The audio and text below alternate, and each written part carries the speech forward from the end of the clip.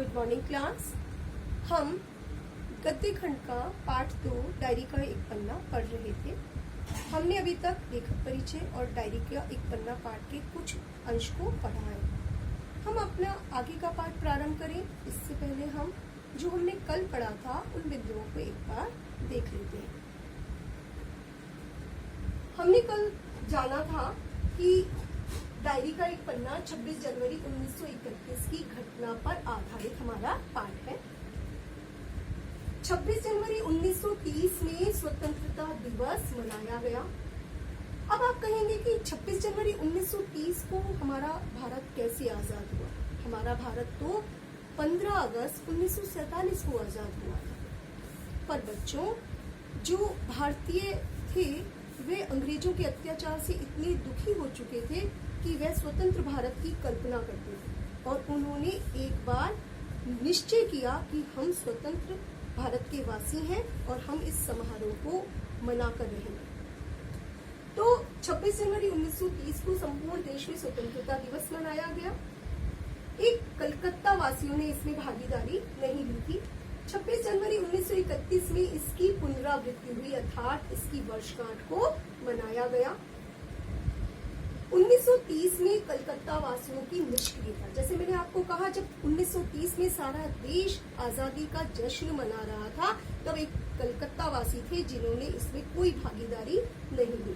1931 में कलकत्ता वासियों की सक्रियता, जब एक साल बाद इसकी वर्षगांठ बनाई गई, तब जो कलकत्ता वासी थे उनके मन में जो ग्लानि आई थी कि हमने ये उत्साह से अपना उत्सव नहीं मनाया, तो उस कलंक को धोने के लिए उन्होंने उसकी वर्षगांठ को बहुत उत्साह से मनाया। जन जन की भागीदारी, कलकत्ता वासी जो थे, हर आयु वर्ग के लोग इस वर्षगांठ के समारोह में शामिल हुए। पुलिस द्वारा स्वतंत्रता दिवस की वर्षगांठ पर रोकने का हर संभव प्रयास।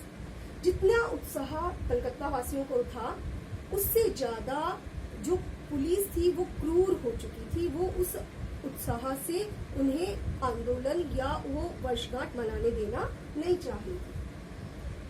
अन्य दिनों की अपेक्षा पुलिस अधिक सक्रिय थी। वैसे पुलिस अपनी सक्रियता दिखाती थी, परंतु उस दिन एक समारोह का आयोजन हो रहा था, इसलिए उस दिन पुलिस अधिक कठोरता से तैनात थी। मोनूमेंट पर सभा होना तय हुआ था। जो ये वर्षगांठ मनाई जा रही थी, इसमें निश्चय किया गया था कि मोनूमेंट पर 4:24 पर सभा आयोजित की जाएगी। मोनूमेंट को प्रातःकाल से पुलिस ने घेर लिया, अर्थात पुलिस को पता था कि सभी लोग मोनूमेंट पर एकत्रित होंगे और उन्होंने फिर क्या किया, पहले से ही पुलिस ने प्रातःकाल में ही मोनूमेंट को घेर लिया ताकि लोग एकत्रित ना हो।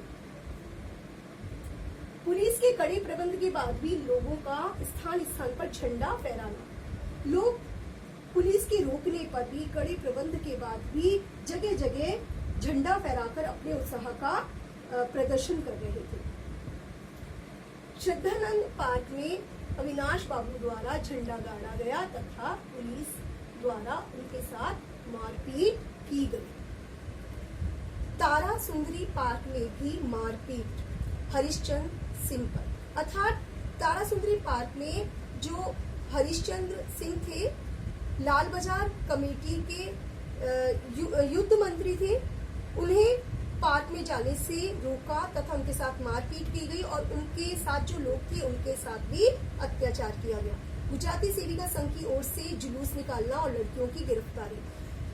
लड़कियों ने बढ़ चढ़कर इस आंदोलन में भाग लिया था और पहली बार ऐसा हुआ था कि लड़कियों की जो भागीदारी थी वो अधिक थी और लड़कियों को पहली बार ही गिरफ्तार किया गया था। 11 बजे मारवाड़ी बालिका विद्यालय में झंडोत्सव, और उस झंडोत्सव को मनाने के लिए उनको वहां लड़कियों को संबोधन करने के लिए जानकी देवी और मदालसा प्रमुख नेत्रियां पहुंची थी। नेत्रियां हम फीमेल लीडर को बोलते हैं, मेल लीडर को नेता बोलते हैं। तो जो ये जानकी देवी थी, ये मदालसा जी की माँ थी और मदालसा जी के पिता जमनालाल बजाज से, जिन्हें हमने कल पढ़ा था। सुभाष चंद्र बोस के नेतृत्व में ये जुलूस था वो सुभाष चंद्र बोस के नेतृत्व में निकाला जा रहा था और जुलूस का प्रबंध भार पूर्णोदास पर था। सुभाष चंद्र बोस के नेतृत्व में जुलूस निकाला गया और सुभाष चंद्र बोस ने इस जुलूस के प्रबंध का भार पूर्णोदास पर सौंपा था, जिन्हें उन्होंने बहुत अच्छे से निभाया। सभी लोग मॉन्यूमेंट पर पहुंचना चाहते थे। ये लक्ष्य निर्धारित किया गया था कि 4:24 पर मॉन्यूमेंट पर सबने पहुंचना है और सभी लोग जन जन वहां पर पहुंचना चाहता था। स्वतंत्रता दिवस की प्रथम वर्षगांठ पर लोगों में विशेष उत्साह, पुलिस की बर्बरता भी उतनी अधिक। जो कलकत्ता वासी थे वो वर्षगांठ बड़े उत्साह से मना रहे थे और जितना उत्साह उनमें था उससे ज्यादा क्रूर पुलिस हो गई थी। वो उनके उस उत्साह को समाप्त कर देना चाहती थी। स्त्रियों की अहम भूमिका तथा उन पर अत्याचार। पहली बार ऐसा हुआ था कि स्त्रियों ने बढ़ चढ़कर भाग लिया था। बढ़ चढ़कर भाग तो लिया था, परंतु स्त्रियों के साथ अमानवीय व्यवहार आज तक नहीं हुआ था जो इस आंदोलन में देखा गया। स्त्रियों को पर भी लाठीचार्ज किया गया, उन्हें भी लॉकअप में बंद किया गया, उन्हें भी रोका गया, उनके साथ बर्बरता की गई। तो ये हमारे कल जो हमने पढ़ा था उसका सार था। अब हम आज जो नया पाठ पढ़ेंगे उनके शब्दार्थ को एक बार देख लेते हैं, जिससे हमें पाठ पढ़ने में आसानी होगी। कौंसिल, परिषद, भयानक, भयंकर, मिंच, बंद, प्राया, अधिकतर, वॉलंटियर, स्वयंसेवक, फासला, दूरी।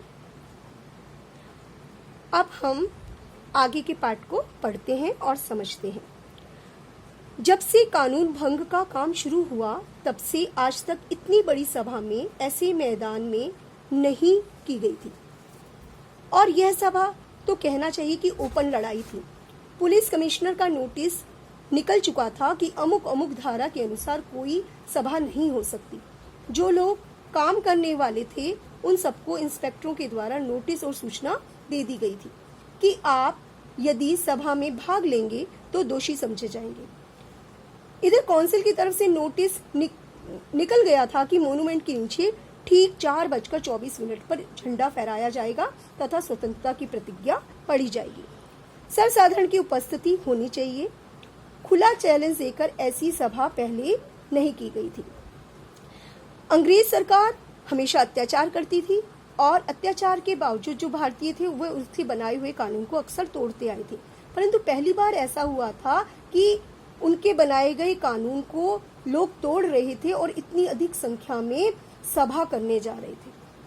जब ये सभा आयोजित हो रही थी तो पुलिस कमिश्नर ने एक नोटिस निकाल दिया था कि कोई भी सभा में शामिल नहीं होगा और जो शामिल होगा तो उस पर अमुक अमुक धारा के आधार पर उसे दोषी मानते हुए गिरफ्तार कर लिया जाएगा, जबकि ऐसा करना उचित नहीं था। हर व्यक्ति को अपने देश के प्रति अपनी देशभक्ति की भावना को प्रदर्शित करने का अधिकार होता है। जब पुलिस कमिश्नर ने नोटिस निकाला उसके साथ ही जो हमारी परिषद थी, काउंसिल थी, उन्होंने भी नोटिस निकाला कि जो ये सभा आयोजित हो रही है इस पे कोई एक वर्ग या एक समुदाय शामिल नहीं होगा, इस पे हर व्यक्ति की भागीदारी अनिवार्य है।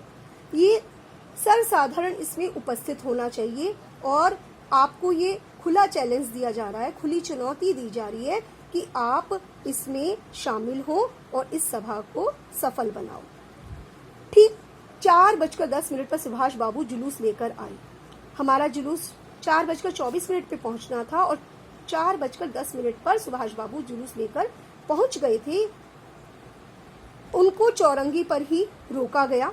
चौरंगी बाजार का नाम है, पर भीड़ इतनी अधिक थी कि पुलिस जुलूस को रोक नहीं पाई। मैदान के मोड़ पर पहुंचते ही पुलिस ने लाठियां चलाना शुरू कर दिया। जब पुलिस ने देखा वे नहीं रोक पा रही है जुलूस को तो उसने लाठियां बरसाना शुरू करा और वह लाठियां सुभाष चंद्र बाबू पर भी उन्होंने बरसाई। जैसे ही सुभाष चंद्र बाबू पर लाठियां बरसाना शुरू किया उन्होंने तीव्रता से जोश के साथ वंदे मातरम ऐसा नारा बोलना शुरू किया।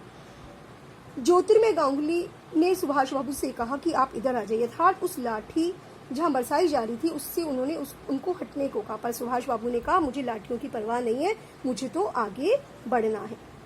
यह सब तो अपने सुनी हुई लिखी रहे हैं, पर जब सुभाष बाबू का और अपना विशेष फासला नहीं था। यहाँ पे ये अपना से मतलब यहाँ पे सीताराम सेक्सरिया से वो कह रहे हैं कि सुभाष बाबू और उनके बीच में ज्यादा दूरी नहीं थी। वो सुभाष बाबू पर लाठी बरसते हुए देख रहे थे और वो देख रहे थे कि हर लाठी पर वह बड़े जोश के साथ वंदे मातरम बोल रहे थे और पुलिस भयानक रूप से लाठियां चला रही थी। क्षितिज चटर्जी का फटा हुआ सिर देखकर, उसका बहता हुआ खून देखकर आंखें मिच जाती थी, अर्थात आंखें बंद हो जाती थी। अर्थात दिल दहलाने वाले दृश्य वहां थे। खून बह रहा था, लाठियां बरस रही थी, पर फिर भी लोगों का उत्साह कम नहीं था। इधर यह हालात हो रही थी कि उधर स्त्रियां मॉन्यूमेंट की सीढ़ियों पर चढ़कर झंडा फहरा रही थी और घोषणा पढ़ रही थी। स्त्रियां बहुत बड़ी संख्या में पहुंच गई थी। प्रायः सबके पास झंडा था। जो वॉलंटियर गए थे, यानी जो स्वयंसेवक थे, वे अपने स्थान से लाठियां पड़ने पर भी हटते नहीं थे। अर्थात वो इतने दृढ़ प्रतिज्ञ थे कि पुलिस द्वारा लाठियां बरसाने पर भी वे अपने लक्ष्य को पाने के लिए, अर्थात वे अपनी सभा को सफल बनाने के लिए वहां पर डटे रहे। हम आज अपना ये पाठ जो हमने यहाँ तक पढ़ा, इसके शेष हिस्से को हम कल पढ़ेंगे और हम इसके बारे में और विस्तृत जानकारी कल प्राप्त करेंगे।